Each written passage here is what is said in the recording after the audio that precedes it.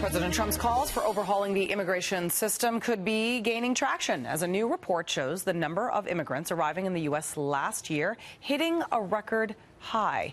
William Lajeunesse is live in our Los Angeles bureau. So, William, what is the impact of this new report? Well, I'll tell you, the findings will certainly be part of an upcoming debate in Congress over DACA and immigration reform. So the numbers include legal and illegal immigration, and it is based on the U.S. Census. It shows 1.8 million new immigrants settling in the U.S. in 2016, highest level in U.S. history, and 53% higher than just 5 years ago when the recession hit and many went home because they couldn't find a job. Now, this is for 2016, the last year of the Obama administration, when there was virtually no interior enforcement or worksite enforcement, no visa overstay prosecutions, and the border saw that surge of Central American women, children, and families.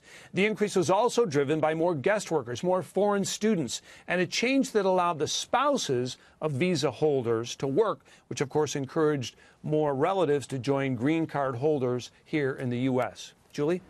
And so where are these immigrants coming from, and will the numbers shape the political debate? That's the question.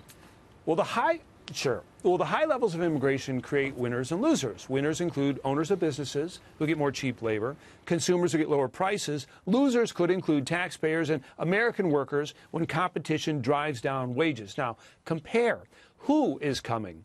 2005 to 2015, Mexican immigration was cut in half, 400 to under 200,000. Central Americans up by 100,000. Asian immigration almost double. African and Middle Eastern immigration also about double. Immigration from Europe flat.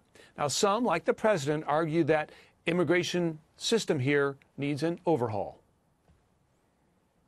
We should probably shift our focus more in favor of a merits-based system so that we can ensure that the individuals who come to the United States, who are brought to this country, have the skills and the abilities that they need to succeed in this country.